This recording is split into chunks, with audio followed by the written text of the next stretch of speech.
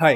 तो आज से मैं इताची शिंडेन चैप्टर 3 एक्सप्लेन करूंगा। इस वीडियो में आप चैप्टर 3 सब चैप्टर 1 के बारे में जान पाओगे। ये चैप्टर टोटली डेडिकेटेड है इताची के चूनिन एग्जाम्स पर। जैसे जैसे इताची के चूनिन एग्जाम्स की स्टोरी आगे बढ़ेगी वैसे वैसे ज्यादा और ज्यादा मजा आएगा। और हाँ, लास्ट में तो आपको जरूर से गूज़बम्प्स आने वाले हैं। तो ये वीडियो बहुत जबरदस्त है, तो आप इस वीडियो को पूरा देखना। और हाँ, एक्सप्लेनेशन के बाद मैंने कुछ चीजों पर बात करी है, तो आप उसे भी जरूर देख लेना।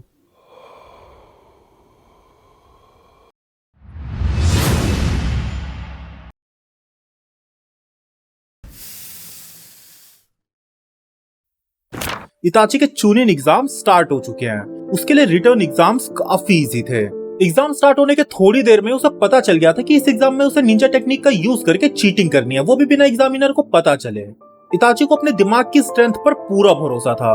जब वो एक छोटा सा बच्चा था तब से उसने बहुत सी बुक्स पढ़ी हैं, ट्रेनिंग से रिलेटेड, निंजा टेक्निक से रिलेटेड और भी बहुत सारी। और ये हैबिट ना उसके एकेडमी जाने पर बदली, ना ही उसके गेनिन बनने पर बदली। इसी वजह से इताची के पास हर तरीके की नॉलेज थी, जैसे history of ninja continuing from sage of six path, alliance, treaties, law of uniformity among the different land, fundamentals, advance technique, principle strength in fighting, theory of physical ninja art, kekkei genkai, introduction to chakra, tail beast, ninja beast, overview of sage barrier, natural energy fundamentals और भी बहुत सारी। इसी वजह से उसे cheating करने की कोई जरूरत नहीं थी। एक बैलेंस जरूरी होता है ब्रेन और बॉडी में, और ये सबसे इंपॉर्टेंट एलिमेंट है इताची जैसा निंजा बनना चाहता था उसके लिए। अगर किसी निंजा का माइंड क्लियर होगा तो उसकी फिजिकल एबिलिटीज भी काफी एम्पलीफाइड दिखाई पड़ेंगी। पर इस चीज से कोई इफेक्ट नहीं पड़ता कि कोई निंजा कितने अच्छे से किसी निंजा आर्ट को कर सकता है। अगर वो एक अप्रोप्रिएट डिसीजन नहीं ले सकता तो उसका फ्यूचर अनअवॉइडेबल होगा। और इस निंजा वर्ल्ड में अनअवॉइडेबल या फेलियर डायरेक्टली लिंक्ड होता है डेथ से। एग्जाम देते हुए इताची के दिमाग में टेन्मा का मरा हुआ चेहरा बार बार आ रहा था। वो इस टेरिफिक विजन से परेशान हो चुका था। वैसे उसने अभी तक में अपना 90% एग्जाम खत्म कर लिया था। इताची ने अपना एग्जाम खत्म करके देखा कि एग्जामिनर एक के बाद एक कई स्टूडेंट्स को चीटिंग करने की वजह से अपना एग्जाम छोड़ करके बाहर जाने का ऑर्डर दे रहे थे। उसने अपने चाकरों को अपने रूम में चारों तरफ फैला दिया और वो सबकी चीटिंग टेक्निक्स को देख करके शॉक्ड रह गया था। कोई माइंड ट्रांसफर टेक्निक का यूज कर रहा था, तो कोई हाथ हिलाने की मूवमेंट से चीटिंग कर रहा था, और कोई तो पेंसिल की आवाज को सुन करके चीटिंग कर रहा था। सभी अपनी अपनी बेस्ट टेक्निक्स का यूज करके चीटिंग कर रहे थे। वहां पर सभी उसके राइवल्स थे। अगर वो सबकी स्किल्स को जान पाया तो उसके लिए आगे जाकर के लड़ने में काफी इजी होगा। यहाँ हर कोई 3 पर्सन ग्रुप में है और इताची अकेला है। उसके पास कोई टीममेट नहीं है। उसके लिए दूसरों की टेक्निक्स के बारे में जानना भी एक इम्पोर्टेंट टेस्ट की तरह बन चुका है, क्योंकि आखिरी में 3 on 1 ही होने वाला है। तो अगर उसके पास लास्ट मौके पर जानकारी रहेगी तो अपनी टेबल को फ्लिप कर सकता है। उसके एग्जामिनर ने बोला, फर्स्ट टेस्ट का टाइम खत्म होता है, अब सभी अपने पेंसिल को नीचे रख दो और सेकंड एग्जाम के लिए जाओ, और फर्स्ट एग्जाम का रिजल्ट सेकंड एग्जाम के बाद अनाउंस किया जाएगा। वहाँ पर एक टेस्ट देने वाले स्टूडेंट ने बोला, आई हैव अ क्वेश्चन। तभी वहाँ खड़े सुपरवाइजर ने अपने सर को हिलाते हुए उसे बोलने की परमिशन दी। क्या इसका मतलब ये है कि हम सेकंड एग्जाम देने के बाद भी थर्ड एग्जाम को नहीं दे पाएंगे अगर हम फर्स्ट एग्जाम को क्लियर नहीं कर पाए तो? एग्जामिनर ने बोला, हाँ मेरा यही मतलब है। ये सुनकर के सारे एग्जामिनीज आपस में बात करने लग गए। एग्जामिनर ने चिल्लाते हुए बोला, क्वाइट! अब तुम एक चूनिन बनने वाले हो, और एक चूनिन बनने के बाद तुम एक टीम को लीड भी करोगे। तुम्हारे सारे मिशन के रिजल्ट तुम्हें तुरंत नहीं मिलेंगे। कई बार ऐसा भी होगा कि तुम अपनी सारी एनर्जी किसी मिशन में लगा रहे होगे, पर तुम्हारा दिमाग फिर भी किसी और ही मिशन के रिजल्ट में होगा। इस एग्जाम के लिए तुम्हें अपने सारे एफर्ट्स लगा देने चाहिए, और तुम्हें अपनी एबिलिटीज पर भी भरोसा रखना चाहिए, और तुम्हें सेकंड एग्जाम में भी अपनी पूरी जान लगानी चाहिए। उस जोनिन की ऐसी बातें सुनकर अब सारे एग्जामिनीज चुप हो चुके थे। तभी एग्जामिनर ने बोला, अब तुम सभी सेकंड एग्जाम के लिए जाओ। एग्जामिनर की ये बात सुनकर इताची खड़ा हो गया। अब हमारा सीन कट होता है और हमें थोड़ा टाइम बाद का सीन दिखाया जाता है कि अब इताची अपने सेकंड एग्जाम में है। उससे एक लड़के ने बोला, तुम्हें हम तीनों ने घेर लिया है। इताची की आंखें उस स्क्रॉल पर जाती हैं जो उस लड़के के हाथ में था। एक चूनिन बनने के लिए सभी को एक एरिया में एग्जाम देना होता है, जिस एरिया का नाम 44 ट्रेनिंग ग्राउंड है, और इसको फॉरेस्ट ऑफ डेथ भी कहा जाता है। जो स्क्रॉल उस लड़के के हाथ में था उस पर हेवन लिखा हुआ था। तभी उसके पीछे से दूसरे लड़के ने जोर से बोला, चूनिन एग्जाम खुद से अकेले देना एक बेवकूफी है। उस लड़के की ये बातें सुन करके उस ग्रुप में खड़ी एक लड़की हंसने लगी, जिसकी हाई पिच वाली पतली सी आवाज थी। इन तीनों ने मिस्ट का हेडबैंड पहना हुआ था। उन तीनों ने इताची को घेरते हुए एक ट्रायंगल की फॉर्मेशन कर ली। इताची ने अपने सामने खड़े उस लड़के को देखा जो सबसे ज्यादा अग्रेसिव था। वो शायद 15 या 16 साल का होगा, और वो इस ग्रुप का लीडर था। उस लड़के ने इताची से उसका हेवन स्क्रॉल मांगते हुए बोला, अगर तुम एक अच्छे बच्चे की तरह अपना हेवन स्क्रॉल हमें दे दोगे तो हम तुम्हें नहीं मारेंगे, पर अगर तुम फाइट बैक करोगे तो हम कुछ प्रॉमिस नहीं कर सकते। उनके सेकंड एग्जाम का एम था अर्थ और हेवन दोनों स्क्रोल को लेकर टावर तक पहुंचना। एग्जामिनर ने हर टीम को एक न एक हेवन या अर्थ स्क्रोल देकर के ट्रेनिंग ग्राउंड में भेज दिया था। उन्हें अपने से अपोजिट स्क्रोल दूसरी टीम से लेना था और फॉरेस्ट ऑफ डेथ से होते हुए, जहां मैन ईटिंग बीज, पॉइजनस इंसेक्ट और भी कई तरीके के डेंजर से होते हुए फॉरेस्ट के सेंटर में बने उस टावर तक पहुंचना था। और इस टेस्ट को पूरा करने की लिमिट 5 दिन की थी, जिसका मतलब ये था कि एग्जाम पूरा करने के लिए उतना टाइम काफी है। और पहले ही दिन इताची पर मिस्ट विलेज के निंजास ने अटैक कर दिया था। इताची अपने प्लान के हिसाब से ही चल रहा था। स्क्रॉल ढूंढने जैसे फुलिश मूव्स ना करके इताची लगातार टावर की तरफ बढ़ रहा था। जैसे उसे अर्थ स्क्रोल चाहिए वैसे अपोनेंट्स को हेवन स्क्रोल चाहिए, तो अगर वो लगातार टावर की तरफ बढ़ेगा तो उसके अपोनेंट्स भी उसके पीछे जरूर आएंगे। और अभी तक तो सब उसके प्लान के हिसाब से ही चल रहा था। मिस निंजास को ये चीज पहले ही कंफर्म थी कि इताची के पास हेवन स्क्रोल है, क्योंकि टावर की तरफ जाते हुए इताची ने उस हेवन स्क्रोल को अपने हाथ में पकड़ा हुआ था। ये इताची का एक ट्रैप था और वो तीनों इताची के ट्रैप में फंस चुके थे। उस टीम लीडर ने बोला, तो 3 against 1, हाँ तो तुम। तभी तक में इताची ने उसकी बातों को काटते हुए बोला, इस एग्जाम में हिस्सा लेने के लिए एग्जामिनी क्वालिफिकेशन होता है, जिसके मुताबिक 3% सेल का होना जरूरी है, तो मैं यहाँ अकेला क्यों हूँ? तभी उस लड़की ने पीछे से बोला, शायद तुम्हारी टीम ने तुम्हें डिच कर दिया होगा। उस लड़की ने इताची का मजाक उड़ाते हुए बोला, और ये बात सुनकर के पीछे खड़ा दूसरा लड़का हंसने लगा। इताची ने अपने सिर को थोड़ा सा घुमाते हुए बोला, तुम दोनों वहाँ झाड़ में छुपे हुए हो, और क्या तुम लोग इतना भी आइडिया नहीं लगा सकते? उस लड़की के चेहरे पर अभी तक एक केयरलेस स्माइल थी, पर अब उसका चेहरा पीला पड़ रहा था। इताची ने बोला, रिलैक्स, मैं शुरू से ही अकेला हूँ। और ये बोल करके इताची ने अपना चेहरा दोबारा लीडर की तरफ घुमा लिया। इताची ने आगे बोला, तुम मेरे पीछे आए और ये 3 against 1 की सिचुएशन बनाई। इसका सिर्फ एक ही कंक्लूजन निकलता है कि ये तुम्हारे लिए एक एडवांटेजियस सिचुएशन होगी। As a leader, as a chunin, तुम एक फेलियर हो। उस एग्रेसिव लड़के ने बोला, यू शट योर माउथ, तुम मेरे इस चाइल्डिश अपीयरेंस को भी केयरलेसली ले रहे हो। तभी तक मैं पीछे खड़ा लड़का अनईजी होकर के बोला, हे किरुरु, बहुत हो गया, चलो इसको खत्म करें। लीडर कुरुरु के मुंह में जो स्लाइवा बना था उसे उसने अपने अंदर ही निगल लिया, और अब उसके माथे से पसीना भी बहने लग गया था। इताची ने बोला, इस बात से तुम इतना अनकंफर्टेबल क्यों हो रहे हो कि मैं यहाँ पे अकेला हूँ? तुमने तो कभी इस पॉसिबिलिटी को कंसीडर ही नहीं किया कि मुझे टेस्ट में अकेले हिस्सा क्यों लेने दिया गया, जबकि एग्जाम बेस्ड ही 3% टीम पर है। इस बार उस लड़की ने किरुरु को बुलाया। अपोजिंग टीम अब एक अजीब से फियर से घिरती जा रही थी। किरुरु ने चिल्लाया, गेट हिम, और तीनों ने अपने अपने कुनाई को फेंक दिया। अब इताची की तरफ 3 अलग अलग डायरेक्शन से कुनाए आ रहे थे, और अगले ही सेकंड जो लड़का इताची के सामने खड़ा था और जो लड़का इताची के पीछे खड़ा था, दोनों अलग अलग डायरेक्शन से इताची की तरफ आने लगे। और वो लड़की इताची के ऊपर से इताची के सर को एम कर रही थी। अब इताची दोनों तरफ से घिर चुका था, और अगर वो ऊपर कूदता तो वो लड़की उसे पकड़ लेती। इताची अपनी जगह से जरा भी नहीं हिला, और वो सारे शुरुकन अब इताची के अंदर घुस चुके थे। वो दोनों लड़के बिना पॉज लिए इताची की तरफ आ गए और अपने हाथ में रखे कुनाए को इताची के पेट और पीठ के अंदर घुसा दिया। अब इताची के मुंह से खून निकलने लग गया था, और अब जैसे उन दोनों लड़कों ने अपने कुनाए को इताची के पेट से और पीठ से निकाला और पीछे हटे, वैसे ही वो लड़की ऊपर से इताची के कंधों पर कूदी और इताची के सर में अपने एक चाकू को घुसा दिया। और वो लड़की खुशी से रोते हुए बोली, वी गॉट हिम। इताची की बॉडी खुल गई, उसके बॉडी के अलग अलग टुकड़े काउंटलेस क्रोज में बदल गए, और अब वो सारे क्रोज उन तीनों के मुंह पर अपने चोंच से मारने लगे। इताची ये सब पास ही में एक बहुत ही बड़े से लंबे से पेड़ पर खड़े होकर के ऑब्जर्व कर रहा था कि एनिमी को टेक डाउन करने का ये कितना सिली तरीका है। वो तीनों अपने चेहरे को हाथों से कवर करते हुए उन क्रोज को मारकर भगाने की कोशिश कर रहे थे। तभी इताची उस पेड़ से उन तीनों के सामने कूदा। इताची ने बोला, रिलीज, और अब वो क्रोज वहां से गायब हो गए। वो तीनों शॉक में थे और समझ नहीं पा रहे थे कि यहाँ क्या हो रहा है। तभी उन तीनों ने इताची को देखा।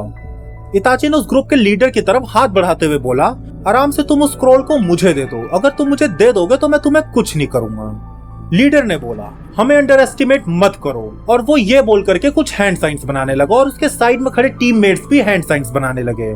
लीडर ने बोला, गॉट इट। टीममेट्स ने बोला, राइट। किरुरु ने चिल्लाया, वाटर स्टाइल। वो बोल ही रहा था, पर तभी तक में उसके सामने एक आग की दीवार फॉर्म हो चुकी थी, जिसको देख करके वो तीनों सेंसलेस हो चुके थे, और वो तीनों अपने टेक्निक्स को एक्टिवेट करना भी भूल गए थे। उन लोगों से 3 गुना जल्दी टाइम में इताची ने अपने हैंड साइंस को बना लिया था, और अपने fire style great fireball technique को एक्टिवेट भी कर लिया था। उसने ये टेक्निक उस चाकरा से बनाई थी जो उसने एग्जाम के शुरू से इकट्ठा किया था। उन तीनों को ये रियलाइज हुआ कि इतने कंट्रोल के साथ इन फ्लेम्स को निकाला गया है कि ये फ्लेम्स अटैक नहीं कर रही हैं, बस डरा रही हैं।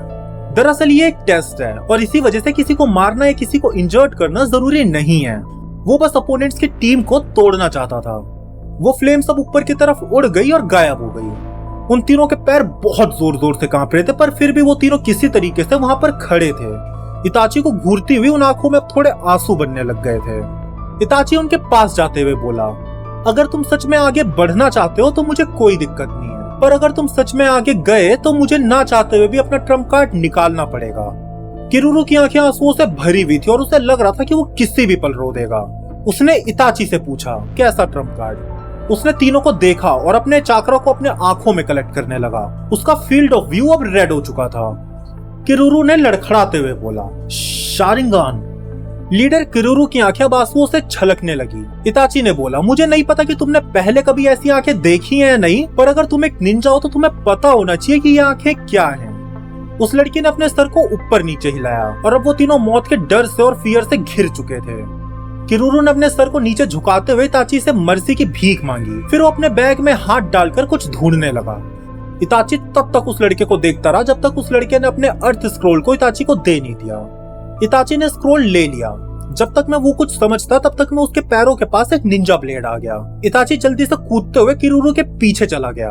उसने अपने हाथों से उसके गर्दन पर मारते हुए बोला, मैं तुम्हें खुद को ऐसे मारने नहीं दे सकता, तो तुम ऐसा करो, तुम सो जाओ। इताची के ब्लो की वजह से किरुरु जमीन पर गिर गया। तभी इताची ने जल्दी से सेम टेक्निक की मदद से उस लड़की और लड़के पर भी अटैक किया और उन्हें भी सुला दिया। इताची के पास अब हेवन और अर्थ दोनों स्क्रोल थे और अब उसे ट्रेनिंग ग्राउंड के बीच में खड़े उस टावर की तरफ ही जाना था। फिर थोड़ा टाइम बीतता है और अब सेकंड राउंड वाला एग्जाम खत्म हो चुका है। 5 घंटे और 37 मिनट, ये एक नया रिकॉर्ड है इस ट्रेनिंग ग्राउंड में, और खासकर इसे कंसिडरेशन में लेते हुए कि ये एक 3% टीम बेस्ड एग्जाम है। ये रिकॉर्ड सच में आउटस्टैंडिंग है। ये बात डांजो को व्हाइट टाइगर मास्क वाले एक ऑनबू ने बताई और ये बात सुनकर के डांजो के फेस पर एक स्माइल आ गई। डांजो ने बोला, यही होता है जब कोई एकेडमी से ग्रेजुएशन सिर्फ 1 साल में पास कर ले। तो इस बात में कोई स्ट्रेंज होने वाली चीज नहीं है कि इस लड़के ने ये मैनेज कर लिया। अब डांजो खड़ा हुआ और उसने आगे बोला, अब टाइम ऑलमोस्ट हो चुका है थर्ड एग्जाम स्टार्ट होने का, तो अब हमें चलना चाहिए। ये बात सुनकर के उस आदमी ने डांजो को रोकते हुए बोला, मेरे पास एक रिपोर्ट और है। डांजो ने पूछा, क्या? उस आदमी ने बोला, विलेज का वो गैनिन जो इताची से लड़ने वाला था, उसने इताची से लड़ने के लिए मना कर दिया है। वो नेचुरली इताची से डर चुका है। डांजो सीलिंग की तरफ देखते हुए जोर जोर से हंसने लगा। वो व्हाइट मास्क वाला आदमी अपने मास्टर के वर्ड्स का वेट करते हुए चुपचाप वहां खड़ा रहा। डांजो ने आगे बोला, मैंने ये बात कई बार सोची है कि अगर वो बच्चा उचिहा ना होता तो कितना अच्छा होता, पर मैंने इस बात को कभी इतना महसूस नहीं किया जितना मैं अब कर रहा हूँ। उस आदमी ने बोला, उचिहा की खुद की एडवांटेजेस हैं। डांजो ने बोला, मुझे तुम्हारे जैसे किसी से यह बात जानने की जरूरत नहीं है।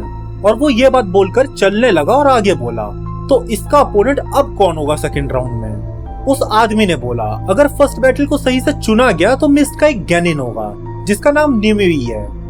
डांजो ने बोला, इसका मतलब तो स्लीपी होता है, ये कैसा बकवास सा नाम है। उस आदमी ने बोला, ये निंजा मिस्ट के यंग निंजास में काफी पॉपुलर है। डांजो उस आदमी के साइड से अपने सर को हिलाते हुए निकल गया। फिर थोड़ा टाइम बीतता है और हमें थर्ड एग्जाम का सीन दिखाया जाता है। वहां पर खड़ा सुपरवाइजर रूल समझा रहा था। उसने बोला, इस कॉन्टेक्स्ट का कोई रूल नहीं है, वो तब तक चलेगा जब तक कोई एक हार ना जाए, या फिर तब तक जब तक मुझे नहीं लगता कि ये कॉन्टेस्ट अब इम्पॉसिबल है। उस आधे सोए हुए आदमी ने सुपरवाइजर एग्जामिनर की पूरी बात सुनी। उसने अब तक इतनी उबासी ले ली थी कि इताची को ये लगने लग गया था कि ये कहीं यही ना सो जाए। उस लड़के का नाम निम्युई था, जिसका मतलब स्लीपी होता है। ये एक मिस्ट का निंजा है। इताची ने जेंटली बोला, मे भी हमें अपनी फाइट थोड़े टाइम बाद करनी चाहिए ताकि तुम अपनी नींद पूरी कर सको। नेम्युई ने इताची को देखा। उसकी गोल आंखें आधी खुल रही थी। नेम्युई ने बोला, चिंता मत करो। उसने ये स्माइल करते हुए बोला। आज तक की उसकी स्माइल भी स्लीपी लग रही थी। वहां पर चारों तरफ सर्कुलर कर्व वॉल्स थी, सीलिंग राउंड थी और ऊपर की तरफ से खुली हुई थी। पूरा ग्राउंड डस्ट से कवर्ड था और जगह जगह पर पेड़ लगे हुए थे। वहां पर बहुत से लोग मैच को देखने के लिए बैठे हुए थे कि अब किस पर गैनिन का फ्यूचर डिपेंड करेगा। वहां पर daimyo, other rulers of different countries, village officials, chunins, jonins और भी बहुत से लोग थे। वहां पर सबकी सांसें यंग निंजास की फाइट को देख करके रुकी हुई थी। सब यही सोच रहे थे कि कौन से विलेज के शोल्डर्स पर निंजा के वर्ल्ड के फ्यूचर की रिस्पॉन्सिबिलिटी आएगी। ये वो जगह है जहाँ पर विलेज के कैपेबल गैनिन्स लड़ते हैं। ऐसा फ्रिक्वेंटली तो नहीं होता, पर कई बार कई सालों बाद ये फाइट्स कंट्रीज की पावर स्ट्रक्चर के साथ कनेक्ट हो जाती हैं। और यही रीजन था कि इताची अपने ट्रू पावर को यहाँ शो करना चाहता था। लीफ के पास इताची है। इताची को अपनी ओवरवेलमिंग स्ट्रेंथ को यहाँ पर अच्छे से डेमोन्स्ट्रेट करना था, ताकि जितने भी एडल्ट्स यहाँ पर इकट्ठा हुए हैं हर कोई लीफ पर हाथ उठाने से पहले 2 बार सोचे। और ये फर्स्ट स्टेप था उस दुनिया के लिए जहाँ कोई न लड़ता, जैसा इताची चाहता था। इस बार इताची का ऐसा कोई इंटेंशन नहीं था कि वो किसी पर इजी हो, वो यहाँ पर अपना बेस्ट दिखाने वाला था। सुपीरियर चिल्लाते हुए बोले, second round third exam, leaf ninja Uchiha Itachi against mist ninja Shimino Nimui. Start करने का वो सिग्नल सुनकर निमुई करते हुए उबासी लेता है, जिसे देखकर वहां पर बैठे सभी लोग हंसने लगे। इताची पोजीशन में आ गया। उसने अपनी बॉडी को थोड़ा सा आगे की तरफ झुकाया और अपने पैरों को मोड़ लिया। उसके हाथ में इस टाइम पर कोई वेपन नहीं था। उसने अपनी बॉडी को रिलैक्स कर लिया और अपनी अवेयरनेस को बढ़ा लिया। अब वो इमीडिएटली रिएक्ट करने के लिए रेडी था, नो मैटर उसका अपोनेंट क्या करता है। नेमुई सीधा खड़ा था, उसके हाथ नीचे लटक रहे थे। उसे देखकर ऐसा लग नहीं रहा था कि वो किसी भी तरीके की सिचुएशन में है। तभी वो इधर उधर लड़खड़ाने लगा। इताची ने जेंटली बोला, मे बी तुम्हें सो जाना चाहिए। इताची की बात नेमुई तक पहुंचने से पहले ही नेमुई की आंखें बंद हो चुकी थी और वो आगे की तरफ बढ़ने लगा। उसे देख करके ऐसा लग रहा था कि मानो कोई खड़ा डंडा नीचे गिर रहा हो। जमीन पर गिरने से ठीक पहले वो लड़का वहां से गायब हो गया। इताची ने एक शार्प ब्रीदिंग ली। उसे नेमुई की कोई हिंट ऑफ मूवमेंट महसूस नहीं हुई थी। उसके एक्शंस बहुत सडन थे। इताची अपने अपोनेंट के मूवमेंट को रिकॉग्नाइज करने में थोड़ा स्लो रह गया था और उसी थोड़े से टाइम के ओपनिंग में नेमुई ने इताची पर जंप लगा दी थी। इताची को तब भी अपने पीछे से खर्राटों की आवाज आई। ये सुनकर इताची ने तुरंत आगे बढ़ते हुए समरसॉल्ट लगा दी।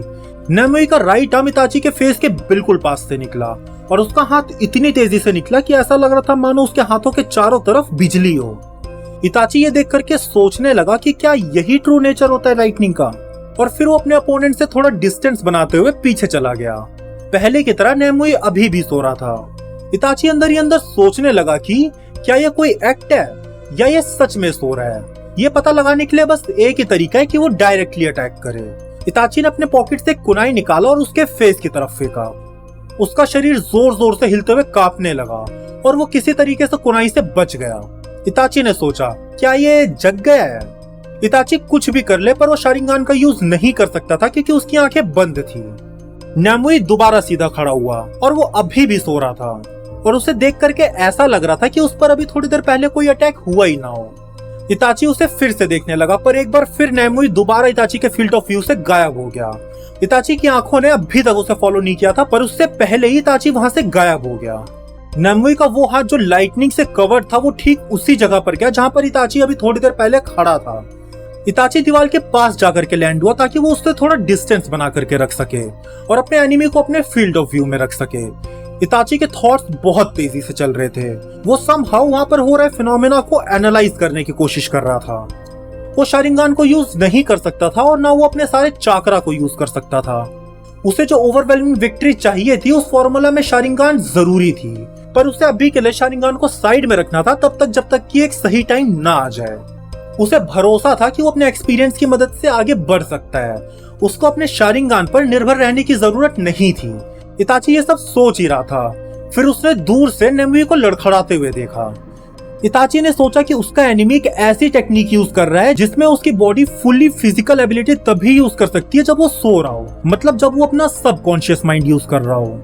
उसके अपोनेंट ने उसे सरप्राइज कर दिया था जिससे वो इफेक्ट भूल गया था कि यह फाइट फिजिकल एबिलिटीज के बारे में है। अगर वो अपनी फिजिकल एबिलिटीज पर कंसंट्रेट करे तो वो इस लड़के के सामने खड़ा रह सकता है। अब उसने अपना सारा ध्यान अपनी आंखों से हटा करके उस लड़के पर लगा दिया। नेमुई अब हिल रहा था और वो दोबारा इताची की तरफ आ रहा था। इताची विजन, हियरिंग, सेंट अपने सारे सेंसेस का यूज कर रहा था। वो नेमुई को हर तरीके से फील कर रहा था। इताची ने नेमुई के ऑरा को वॉल की तरफ से अपने साइड आते हुए फील किया। उसने नेमुई के अटैक को डॉज कर लिया था। चलो ठीक है, इताची भी फिजिकली सुपीरियर है आफ्टर ऑल।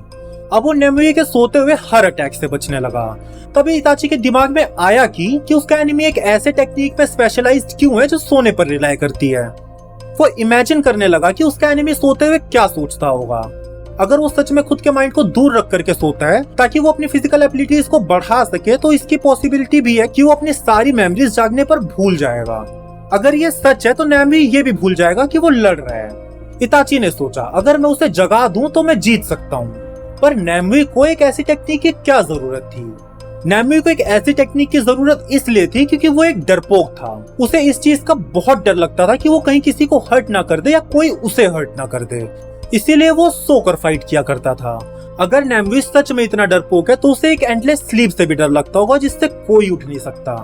मैंने जो भी बोला अगर मैं उसे दूसरे वर्ड्स में समझाऊं तो मेरा मतलब ये है कि अगर वो सच में इतना डरपोक है तो वो इस चीज से भी डरता होगा कि कहीं वो हमेशा के लिए सोता ना रह जाए, इसीलिए वो थोड़ा कॉन्शियस तो रहता ही होगा।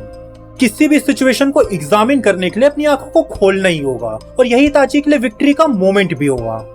इताची लगातार नैमवी के अटैक को डॉज कर रहा था और अब करीब 10 मिनट हो चुके थे ये सब होते हुए, और अब वहां बैठे लोग ये बात करने लग गए थे कि यहाँ तो कुछ हो ही नहीं रहा है। तभी नैमवी धीरे से रुका, वो अपने सपने से थोड़ा सा बाहर आया और उसने अपनी आंखों को बहुत ही जरा सा खोला ताकि वो जान सके कि उसका कोई भी अटैक पिछले 10 मिनट से किसी पर लग क्यों नहीं रहा है, कहीं वो पहले ही जीत तो नहीं गया।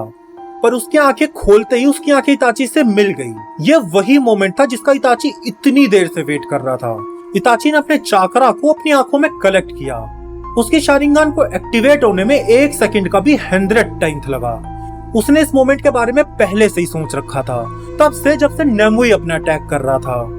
नैमवी डर चुका था, वो 1 सेकंड के लिए उठा था और वो दोबारा सो गया। इताची ने बोला, आई डिड इट। इताची पीछे से आया और उसने नैमवी के गले को उड़ा दिया। यह इमेज इताची बहुत देर से सोच रहा था और उसने इस सीन में बहुत ही अच्छे से डिटेलिंग भी दी थी और ये सीन उसने एनिमी के माइंड पर रिप्ले कर दी थी। नैमवी मर चुका था उसके सर उड़ने की वजह से, पर उसको अभी भी पता था कि वो जिंदा है। उसने अपनी आंखों को दोबारा खोला और अब वो इस बार इतने अच्छे से सो नहीं पा रहा था जितने अच्छे से वो पहले सो पा रहा था। इताची दोबारा से नैमवी के अटैक को डॉज कर रहा था और तभी उसके अपोनेंट की आईलिड एक बार और खुली और अब उसका फील्ड ऑफ व्यू पूरा रेड हो चुका था। इस बार इताची ने उसके पेट में कुनाई घुसा दिया था और यही रिपीट हुआ। हर बार वो मरे जा रहा था और हर बार के साथ उसकी नींद धीरे धीरे कमजोर हो रही थी। चाकू घुसा के, गला दबा के, मार मार के, पॉइजन दे करके इताची ने उस लड़के को हर पॉसिबल तरीके से मारा। फाइनली नैमवी अब सो नहीं पा रहा था। अब अगर वो अपनी आंखें दोबारा बंद करेगा तो इताची उसे दोबारा मारेगा और अब फाइनली बार बार मर मर के उसे सोने से डर लगने लग गया था। नैमवी जोर जोर से सांस ले रहा था, वो कांप रहा था, वो शॉक में था। जो वहां बैठकर देख रहे थे उन्हें कोई आइडिया नहीं था कि यहाँ क्या हो रहा है। बस वहां पर बैठे कुछ ही लोगों को समझ आ रहा था कि इताची शारिंगान का यूज कर रहा है। इताची उसके हमलों से बच रहा था जबकि नैमवी की स्पीड धीरे धीरे कम हो रही थी। नैमवी के चेहरे से पसीना गिर रहा था, वो रोने लगा। इताची ने एक बार भी उस पर फिजिकल अटैक नहीं किया था। नैमवी जोर जोर से चिल्ला रहा था, हेल्प मी, हेल्प मी। वो अपनी नीज पर बैठकर चिल्लाए जा रहा था, I don't want die, please help me, please. तभी एग्जामिनर उन दोनों के बीच आ गया और उसने बोला, हमारा विनर मिल चुका है। पूरा अरीना साइलेंट हो चुका था। वहां पर बैठा हर बंदा इस सिचुएशन को देख करके पूरी तरीके से कंफ्यूज हो चुका था। नैमवी अब आधा पागल हो चुका था। वो तब तक रोता रहा जब तक उसे वहां से ले नहीं जाया गया। I don't wanna die, मुझे नहीं मरना है। वो बहुत जोर जोर से रोए जा रहा था। उसकी आवाज में जो दहशत थी वो एरिना के हर एक के कोने पर फैल चुकी थी। वो शायद निंजा बनने से गिव अप कर देगा, ये उस लेवल का फियर था जो इताची ने उसमें डाला था। निंजाज ही इस दुनिया में फाइट के मेन कॉज हैं। अगर एक निंजा भी कम हो जाए तो अल्टीमेटली फाइट कम हो जाएगी। इताची ने नैमवी की स्पिरिट को इतनी गंदी तरीके से तोड़ के कुछ गलत नहीं किया था। वहां पर बैठा पूरा वेन्यू यही फील कर रहा था। इताची ने अकेले ही मौत का एक ऐसा ऑरा बना दिया था जो पूरे मैदान में फैल चुका था। उसने अपनी अल्टीमेट पावर का डेमोन्स्ट्रेशन सबको दिखा दिया था। वहां पर बैठे हर एक लैंड के हर एक निंजा को उसके पावर्स के लेवल के बारे में पता चल चुका था। हमें इस लड़के को अपना एनिमी नहीं बनाना चाहिए। ये बात जितने लोग सोचे उतने ही कम लोग कोनोहा पर अटैक करेंगे। शारिंगान से गेंजुत्सु कास्ट करना एक बहुत इफेक्टिव मेथड है अपोनेंट्स को विजन दिखाने का, और ये सब उस दुनिया को फाइट से बाहर लाने के लिए था। इताची अपने बॉटम ऑफ हार्ट से बहुत ही ग्रेटफुल था कि उसे कोनोहा के ऑफिशियल्स ने चुनिन एग्जाम देने के लिए परमिशन दी थी। उसने अब अपना मुंह एरिना की दूसरी तरफ मोड़ लिया और अब वो वहां से चलते हुए बाहर जाने लगा। उस साइलेंस के अंदर से उसे एक ताली की आवाज सुनाई पड़ी। उसने अपने सर को ऊपर उठाया और उस आवाज की तरफ देखने लगा। उसने एक चेहरे को देखा जो राइट की तरफ से बैंडेजेस से ढका हुआ था। शिमोरा डांजो, इताची ने धीरे से बोला। उसने उसके नाम के सामने कोई सम्मान नहीं लगाया था, जैसे लॉर्ड, सेंसेई या ऐसा कुछ। डांजो इताची को देख रहा था और उसके चेहरे पर एक अलग ही ट्विस्टेड स्माइल थी। हमारा इताची शिंडेन चैप्टर 3 सब चैप्टर 1 यही खत्म होता है। उम्मीद है आपको इताची के चूनिन एग्जाम्स के बारे में जानने में मजा आया होगा। मुझे आपसे एक रिक्वेस्ट करनी है, हमारे इस चैनल को यूट्यूब पिछले कुछ टाइम से बिल्कुल भी पुश नहीं कर रहा है, तो अगर आप कंफर्टेबल हो तो आप प्लीज मेरी वीडियो को उन दोस्तों के साथ जरूर शेयर किया कीजिए जो एनिमे रिलेटेड कंटेंट देखने में इंटरेस्टेड है। या तो आप इंस्टा पर मेरी रील को एज अ स्टोरी लगा करके भी मुझे सपोर्ट कर सकते हो। ये बस एक रिक्वेस्ट है, आपका सपोर्ट सच में मुझे काफी मोटिवेट करता है। और हाँ, अगर आपने अभी तक इस चैनल को सब्सक्राइब नहीं किया तो आप प्लीज इस चैनल को सब्सक्राइब कर लो आगे भी एनिमे रिलेटेड कंटेंट देखने के लिए। इताची शिंडेन पार्ट 7 वाली वीडियो को देखने के लिए आप ऊपर वाली वीडियो पर क्लिक करें। तो चलो बाय।